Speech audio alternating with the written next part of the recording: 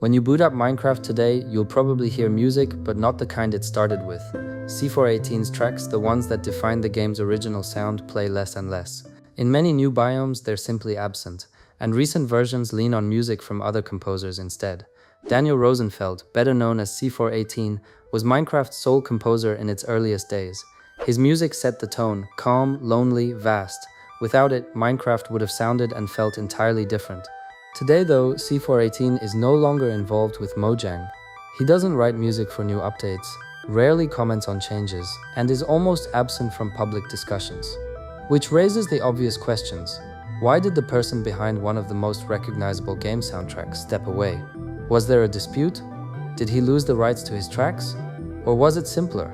He chose to move on? This is the story of how a small hobby became a global phenomenon, and how that sound came to mean comfort for millions. Like most big stories, this one started as a simple hobby. At 15, Daniel Rosenfeld and his brother stumbled onto a music program and decided to mess around, making what he later joked was terrible music. It really was terrible, but the process was so fun he couldn't stop. That's how Daniel got hooked on sound. It became his main obsession as a teenager. Like most teens, he loved video games. He couldn't afford many new titles, so he dove into indie projects, small but full of heart.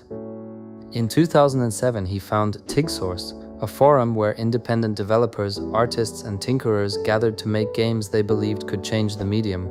Daniel quickly became part of that community. He posted his tracks, learned from others, and later said TigSource gave him the confidence and momentum to keep going. It also helped him practice his English. His native language is German. It was on TigSource that he first crossed paths with Marcus Persson, better known as Notch, the future creator of Minecraft. At the time, Marcus was an unknown programmer with a rough idea, a blocky world you could build and break at will. He liked Daniel's work and suggested they collaborate. That's how the story of what would become Minecraft began. Back then, conscription was still mandatory for men in Germany.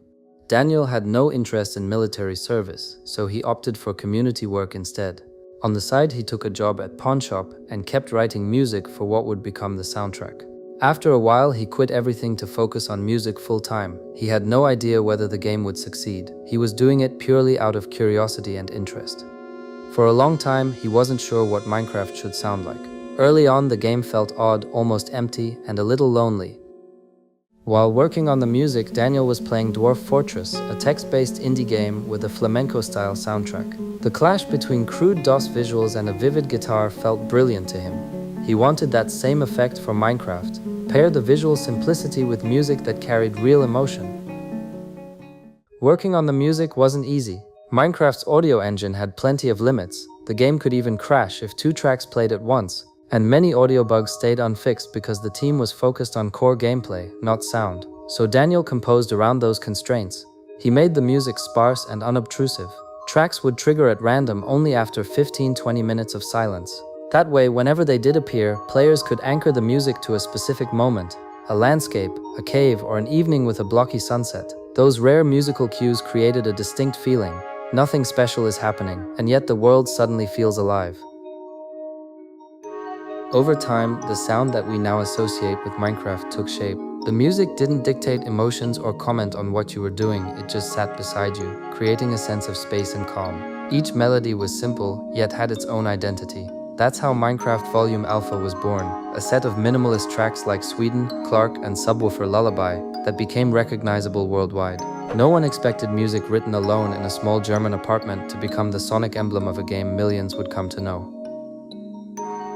After the success of Minecraft Volume Alpha, Daniel moved on to Minecraft Volume Beta, but this time with a different goal. Where most of Alpha made it into the game, Beta was conceived not just as a soundtrack, but as a standalone album. C418 wrote far more music than Minecraft could reasonably use. Only a portion of Volume Beta plays in-game, mostly in menus and on the collectible music discs. The rest was created specifically for the album. That was intentional. Releasing only tracks already heard in Minecraft would have felt like a safe, predictable repeat. Instead, he made additional pieces you could only experience on the album itself. The result is that Volume Beta isn't just an add-on, it's a separate chapter in Minecraft's musical universe. But soon things started to change. In September 2014, Microsoft acquired Mojang. After the deal, C418's presence in the soundtrack gradually diminished. New updates increasingly featured music by other composers, Lena Raine, Kumi Tanioka, and more. His tracks remained in the game, but they played less often. C418 wanted to retain the rights to his music, while Microsoft sought full usage rights for everything in-game. They couldn't come to terms. A similar situation had already happened with another contributor, Julian Goff, the writer of Minecraft's famous end poem that appears after defeating the Ender Dragon. Mojang wanted full rights to Goff's text, but he refused.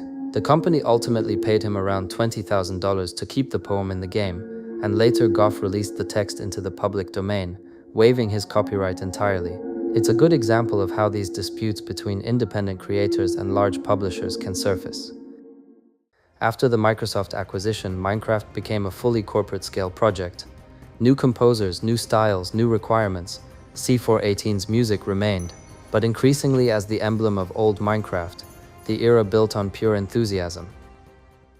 By the way, the story behind Minecraft's end credits deserves its own video. It's just as interesting as the music's journey. If you want a deep dive on that, tell me in the comments. And if you enjoy Minecraft content in general, drop a like and subscribe. It really helps the channel grow. Even before any disagreements with Mojang, Daniel would already started on a third album. In 2015, C418 began writing new music for Minecraft. The project fans would later dub Volume Gamma or simply Volume 3, but an official release never happened. The reason was the same as before: rights. After Mojang came under Microsoft, licensing got more complicated. Daniel wanted to keep the rights to his tracks. The company wanted full control for in-game use. Negotiations stalled, and years later we still haven't heard that album in full. Even so, a few pieces from that period did make it into the game. In July 2018, with the update Aquatic, Minecraft added 3 new tracks: Shuniji, Axolotl, and Dragonfish. Those were the last C418 compositions officially added to Minecraft. After that, his name didn't appear in any subsequent updates. It's also worth noting a parallel project. Long before any disputes with Mojang, C418 worked on audio for Notch's cancelled game 0x10C. He later released a small EP with the game's theme and intro, an intentional noisy aesthetic experiment.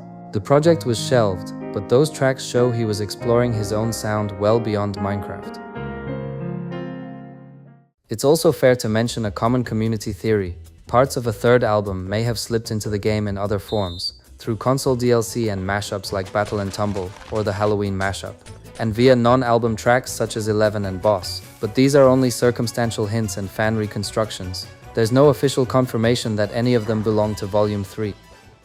Fans asked about Volume 3 for years. In spring 2024, Daniel replied on Reddit that he was tired of the question and clarified that in a sense a third album already exists under a different name. He meant 1, his score for the documentary Minecraft: The Story of Mojang. In his view, it's a spiritual successor. It uses similar techniques and evokes a similar mood, just without being tied to the game itself. Daniel said that when composing 1, he built the score around recurring musical ideas, leitmotifs. There are 7 of them, each weaving through multiple tracks to tie the album together. He's aware that this can make the music feel uniform at times, but he still considers 1 a complete work, the third chapter fans were waiting for, even if it doesn't carry the Minecraft name. In practice, 1 became C418's last major project connected to the Minecraft universe. He stopped writing new music for the game, rarely commented on updates, and mostly stepped out of the public conversation. Over time, other composers filled Minecraft's soundscape, while he focused on his own work, including Wanderstop, which we'll cover next. For many fans, that shift marked the end of an era. C418's music no longer evolves alongside Minecraft, but it remains part of the game's DNA. And even without an official Volume 3, the sound he created still echoes in every world where Sweden plays for the first time. After a pause and an uncertain stretch around Minecraft, C418 teamed up with game designer Davey Wreden, who worked on the Stanley Parable and the Beginner's Guide, and Carla Zimania, a developer of Gone Home with work on Bioshock 2, to make Wanderstop. It's a calm game about burnout and recovery. Alta, a former warrior shaken by defeat, stays at a forest tea shop with its owner Boro and gradually tries to heal. The player's goal isn't speed, it's to explore the area around the shop, brew tea, talk to visitors, and find balance. The game launched on March 11, 2025. What matters here isn't just the story, it's Daniel's role. In Wanderstop, he isn't only the composer, he runs the entire audio side, music, sound design, implementation. C418 has said he worked at full tilt on this project, dealing with the same kind of emotional strain the game talks about, overwork and the difficulty of switching off. He admits it's hard for him to put the pen down, something he links to ADHD. At the same time, the team kept a clear stance. Even with a heavy workload, they stuck to a sane schedule and avoided crunch. Why an indie project and not a big franchise? Daniel says he's drawn to the independent scene where people wear multiple hats, improvise, test ideas quickly and move on. That kind of multi-role, rapid iteration environment suits him more than the rigid assembly line processes of AAA or film.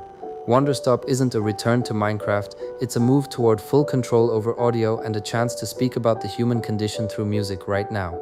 For C418, it's a natural evolution from sparse background ambience in Minecraft to dynamic, context-driven sound that carries a story about burnout and recovery in a new game. A month after Wanderstop's release on April 9, 2025, Daniel's first album, Minecraft Volume Alpha, was added to the US Library of Congress National Recording Registry as culturally, historically, or aesthetically significant. It joined the same class as Brian Eno's Windows 95 startup jingle, the original cast album of Hamilton, and works by Elton John, Tracy Chapman, Amy Winehouse, and others. C418 stepped into Minecraft out of curiosity and a hobby, and gave the game a sound we still call comfort. It's that rare case where the music doesn't lead you by the hand, it stays beside you and lets the world breathe. And even if you hear it less today, it hasn't gone anywhere. Place a block, pause at a square sunset, and you'll hear it inside you. If you want to hear Daniel right now, go to Wanderstop. There he speaks through music openly without constraints. And if you want to go back, load an old world and let Sweden start exactly when the silence asks for it. Tell me in the comments which C418 track first hooked you and what you think of Daniel's music. I'll read every story. If this format speaks to you, leave a like and subscribe so we have more reasons to return to the places where music feels like home. It's also very interesting because Minecraft is such a phenomenon now that, like, of course nobody would expect any kind of different music because I burnt it into everyone's mind if I wanted to or not.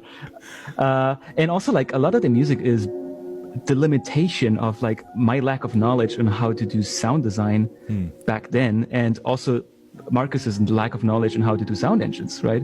So that's why the music is sparse and minimalistic, is because we didn't know how to implement it. We never knew where the player was at any time of the game because, like, everything is randomly generated. So I just decided, let's just play it randomly and see what happens. And shockingly, it works, because a story I hear from a lot of people, like, to this day, like every day I get an email about this, that they would just play the game and, like, dig straight down or, like, dig a tunnel and do something really mundane, and randomly a song would come in, and suddenly this boring task is the most beautiful thing they've ever done in their life.